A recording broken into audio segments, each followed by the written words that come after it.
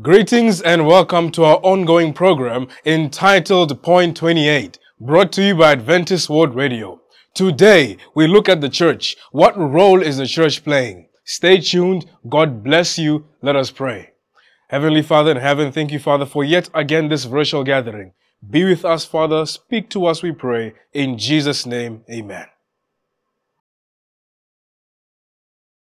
Hello everyone, our topic today is about the church. What is the importance of our church in our lives? And what is the role of the church? And at the same time, who is the one who founded the church in this world? Can we be a Christian without going to church? Or can you become a Christian without going to church? Let me read some important texts from the Bible regarding the original plan of God to human being. The Lord God said, "It is not good for the man to be alone. I will make a helper suitable for him." Genesis 2 verse 18.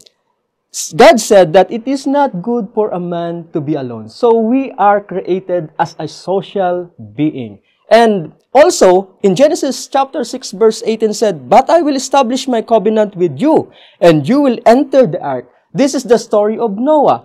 And God said, you and your sons and your wife and your sons' wives with you. So it's not Noah alone that God wants to be saved. It's the whole family. And in Genesis 12 verse 2 said, I will make you into a great nation, and I will bless you. I will make your name great, and you will be a blessing. Remember that Abraham, when God promised him about the blessings that He wants to give to him, it's not just for a specific person. He wants to have a great nation, and He wants the blessings to be spread throughout, not just one person, but throughout the nations. And in Deuteronomy chapter 7, verse 6 says, for you are a people, holy to the Lord your God. The Lord your God has chosen you out of all the peoples on the face of the earth to be His people, His treasured possession. Now, this is the story of the Israelites being chosen by God to become the depository of His truth, and also the treasured possession coming from Him. And as we can see, God is really after to the group of people. And in 1 Peter 2 verse 7, now to you who believe, this stone is precious, but to those who do not believe, the stone the builders rejected has become the cornerstone. Unfortunately, brothers and sisters, friends, the God who actually wants to have a social togetherness when it comes to spirituality of our aspect of our lives.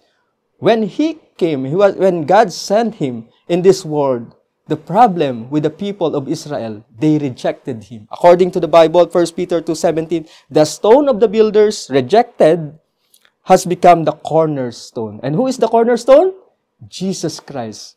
God is the one who established all the people. God is the one who sustained His people all throughout the Bible. But unfortunately, when He came into this world, He was being rejected. Now, so what is the solution then? The good thing is that in Matthew 16 verse 18 said, and I will tell you that you are Peter, and on this rock I will build my church, and the gates of Hades will not overcome it. Wow! Again, God does not want to eliminate, or He doesn't want to that the people of God will not be will not become together as a church. That's why He built it, and He said, on this rock I will build my church. The question now that we are going to ask, that we need to ask, is that, who is the rock then?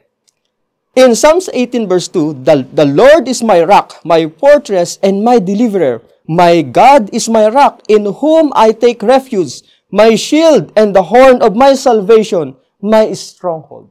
Who is the Lord? Who is our Savior? Who is our deliverer? Jesus Christ. You see, the one who actually spoken this is King David. That's way long years before Jesus came in this world. And when Jesus Christ declared Himself, I will build my church upon this rock.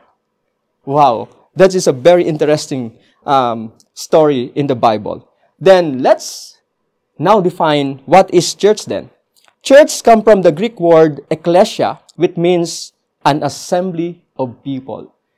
So now it's actually becoming clearer that the church actually does not represent the building or how beautiful it is, how simple it is. No, it's not the church that Jesus Christ is referring to. The church is as an assembly of people. And let's see what the Bible speaks about the group of people, gathered together.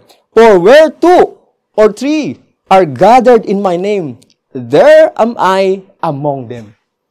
You see, brothers and sisters, this is very clear that he doesn't mention here that if you, or he's not actually referring to a single person, but he is saying that two or three are gathered in my name, there am I among them. So he's referring actually to a church, to a group of people together who gathered in His name. That is recorded in Matthew 18, verse 20. And now, Acts 20, verse 28, take heed therefore unto yourselves and to all the flock, over the which the Holy Ghost had made you overseers, to feed the church of God, which had purchased with His own blood. This church that Christ established has been purchased by the blood, by His own blood, the blood of our Jesus Christ. That's how important, that's how precious the church is. So, going back to our questions a while ago, in our introduction of our topic today, can I become a Christian without going to church? I think the answer is very clear, right? And what are the benefits if we are going to become part of the church? The church supports each other by loving one another. In 1 John 4:11, fellowship. Yan. Hebrews 10:24-25. Encouraging one another. 1 Corinthians 14:26. Praying for one another. Galatians 6, verse 2. So as you can see, brothers and sisters, friends who are watching online, you know, the good thing about being part of the church is that you have a support system. Whenever you feel alone, whenever you feel down, a lot of your brothers and sisters are there for you, who are actually willing to love you, to have fellowship with you, to eat with you, to laugh with you, to cry with you, to encourage you, and to pray, especially pray for you. And then, as you can see, one of the reason actually recorded in the Bible, in Proverbs 27:17, iron sharpens iron and one man sharpens another. So that means if we are alone, okay, we don't have any, yes, the benefits of being alone is that you don't have any clashes. You can decide on your own, you can do what you want, and you don't have any disagreements, and you don't really have to explain yourselves you don't have the responsibility to explain yourself, especially if you are alone. Yes, that is the benefit of being alone. But the thing is, there is, according to Proverbs 27:17, and you know who is the one who wrote and the author of this book? That is the king, who is the wisest king, the wisest person that ever lived in the world. That is King Solomon. And he mentioned iron sharpens iron, and one man sharpens another.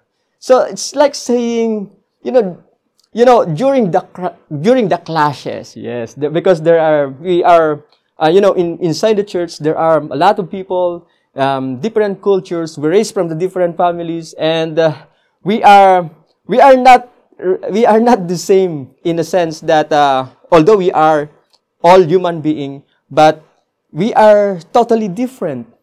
We don't really know each other. But the thing is, but because of Jesus Christ, who is the founder of our church, we come together to a holy convocation, to gather together and to learn from each other, and to become the support system. That's what I'm trying to look at it as the church. Iron sharpens iron. So that means we are learning. We are actually growing together. We are actually polishing each other. Wow, this is I like this term, polish each other. I think one of the reasons that God actually wants us to be united with other people is that we are learning from each other, because the specific person has their own struggles, and they have their own message coming from the Lord. And if you are going to mingle with them, what will happen is that you are going to receive and you are going to learn from each other. Be kind to one another, tender-hearted, forgiving one another, as God in Christ forgave you. Wow. You cannot really forgive, you cannot just, show forgiveness if you don't, if you are alone. Or, of course, you can forgive yourself, but the thing is, you cannot show and give forgiveness if you are alone. If you are not with the group of people. If you don't, if somebody doesn't commit any wrong against you. So, I think the church is actually like a training ground. It's actually a facility that God created for us, an instrument for us, so that we can polish our character into His character. Some of the various functions of the church. Colossians 3 verse 16. Number 1, teaching. Yes. Of course, the church will teach other people, especially those people who are still in darkness. Hold each other accountable. Communion. Prayer and praying for one another.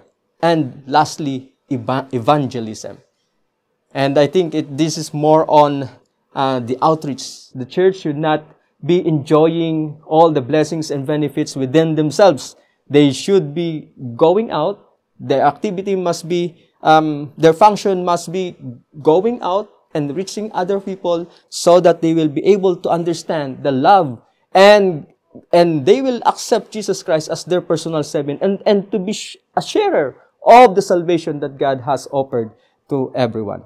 This Jesus is the stone that was rejected by you, the builders, which has become the cornerstone. Brothers and sisters, when you are going to ask, okay, so who is the founder of this church? The founder of this church actually, when it comes to legality, in the GIS, or what do you call it, in the SEC registration, of course, there are pastors that their name are being written there to be the the stockholder or shareholder or something like that. But the thing is, the real founder and the one who established the church is the stone that being rejected. And that is the chief cornerstone, which is Jesus Christ. In Ephesians 2, verse 19 to 22, so then you are no longer strangers and aliens, but you are fellow citizens with the saints and members of the household of God, built on the foundation of the apostles and prophets, Christ Jesus Himself being the cornerstone, in whom the whole structure, being joined together, grows into a holy temple in the Lord. In Him, you also are being built together into a dwelling place for God and by the Spirit. Brothers, we become family if we join the church. That is the message that I am receiving as I read this Ephesians 2 verse 19 to 22. You will no longer alone. You will have a family if you join the church. And Ephesians 4:11 to 12, and He gave the apostles, the prophets, the evangelists, the shepherds, and the teachers to equip the saints for the work of ministry, for building up the body of Christ. The good thing is that God doesn't just, gave the responsibility to the apostles. He actually equipped them with the knowledge, the skills, and the power of the Holy Spirit for them to work for the ministry. So that, the body of Christ, which is the church, will become stronger and be founded in Jesus Christ. Unless the Lord builds the house, those who build in labor in vain. Unless the Lord watches over the city, the watchman stays awake in vain. Psalms 127 verse 1. The Lord is the one who builds the house. Are you happy and comforted and satisfied that the one who built the church is Jesus Christ? I'm glad that I don't really see my church as being built by someone else, by a mere human being, but it is being built by the Lord. Okay, what are the activities of the church? Religion that is pure and undefiled before God the Father is this, to to visit the orphans and widows in their affliction, and to keep oneself unstained from the world. So, the church, they are happy, they are together, they share each other's, blessings, and at the same time, their struggles and challenges, and they enjoy each other. But the thing is, that is not just the function of the church. We receive the blessing from Jesus Christ. So now, those blessings that we receive from Jesus Christ, Jesus Christ wants us to share it to those, especially those people who are in need. We have to visit those orphans. Orphans, widows. Can we get something from them? Or are we the one who has the responsibility to lighten up their life through the blessings that God has bestowed to the church? So, the Bible also speaks about and describe the church as the bride of Jesus. Husbands, love your wives, just as Christ also loved the church and gave himself for her, that he might sanctify and cleanse her with the washing of water by the word. So, the thing is, the church, God looked the church as one, my bride. So, if you are going to be disconnected with the church, so I don't see that God will really look for another bride, but instead God will look for one bride, and that is the church that He wants, and that that He gave His life for the church, and He might sanctify and cleanse her. So during, in the process, we are not perfect individually, but along the process, God really wants the church to grow into a perfections, to be His character, to be in the standard of Christ, and especially to be like Him. And He is the head of the body, the church. So now, Jesus Christ is the head. Not your elders, not your pastors, not your what do you call it? Some of the group leaders that you have in the church, not your deacons, not anyone that has the positions inside the church. The head is God or Christ.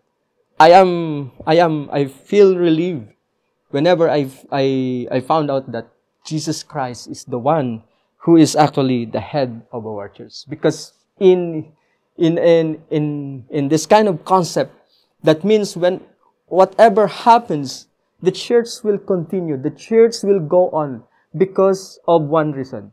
The head, the mastermind is Jesus Christ. And He is the head of the church. Okay? For us the body is one and has many members, but all the members of that one body, being many, are one body, so also is Christ. Now you are the body of Christ and members individually. So, as you can see here, one body. So, that means there's no two bodies. Okay? So, we cannot really be a Christian. We cannot really say that we want to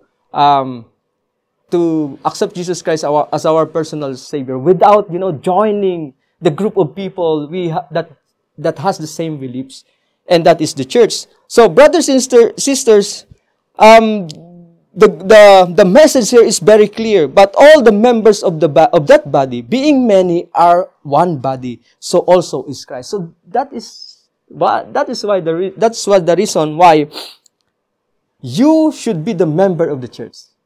And that doesn't end there. Has many body, now you are the body of Christ and members individually.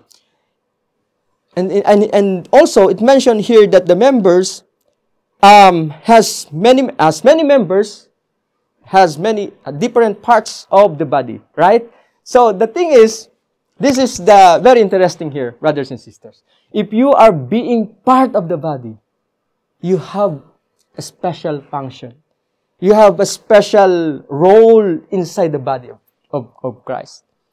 Sometimes you may not good in speaking because maybe you are not the mouth, but maybe you are the hand. You can do a lot of things for the Lord. So you don't have to compare yourselves with other people, because in a real sense, the body is composed of many parts, and you possess a part that is necessary for the church to continue. From now on, the whole body, joined and held together by every joint with which it is equipped, when each part is working properly, makes the body grow so that it builds itself up in love. Brothers and sisters, maybe you are attending the church, you are a member of a certain church. But the thing is, what are you doing inside the church?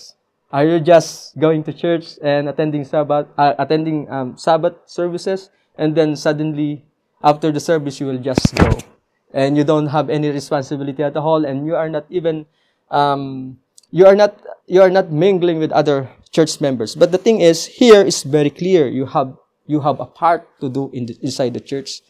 And so, then you are no longer strangers and aliens, but you are fellow citizens with the saints and members of the household of God. So then, as we have opportunity, let us do good to everyone, and especially to those who are of the household of faith. We have, the thing is, we have a responsibility to do inside the body of Christ, of God. So, brothers and sisters, I hope that is clear to us, that once we accepted Jesus Christ as our personal Savior, we want to be part of His ministry, and that is the church, His body, the bride, to whom He's going to come back the second time and receive to Himself.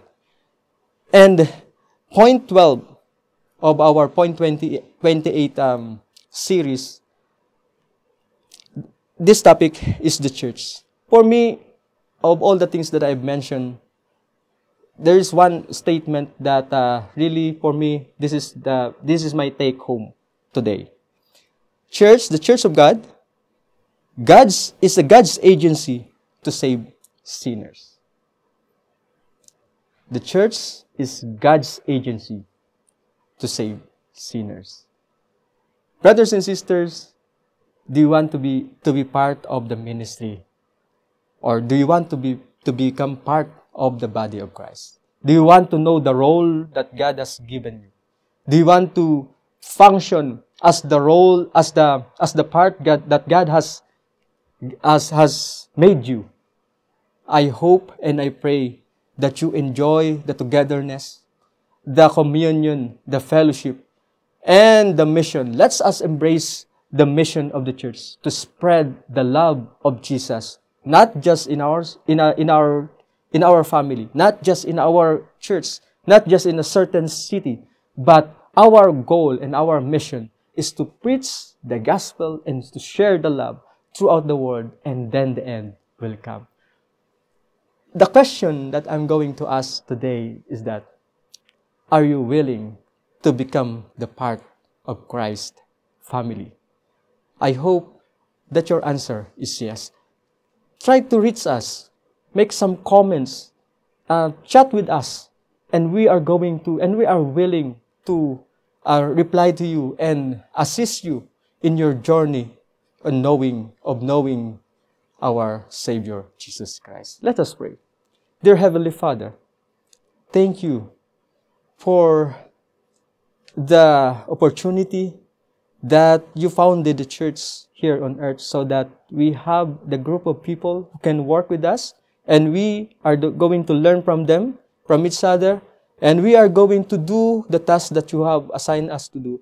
And while doing the task that you entrusted us, may we become the channels of blessings, and may we become polished in accordance to your character. And when the times comes, Heavenly Father, we are we will become pure and cleansed by the blood of the Lamb, and we are be ready in the coming of the Lord for the second time. This is all we pray in Jesus' name. Amen. Indeed, we have just learned that the church is God's agency to save sinners. We hope and pray that you have been blessed. We will meet again tomorrow. God bless you, dear friends. Thank you for watching. Thank you for joining us in this beautiful, magnificent Bible study that we're doing, Point 28. And if in case you have more questions, you want to clarify things, then you can send us a message, send us an email, comment down here in this video so we can guide you in a Bible study. Once again, if you have questions, if you want to learn more, if you want to have a Bible study with us, we are more than willing, our missionaries will be ready to share a Bible study with all of you.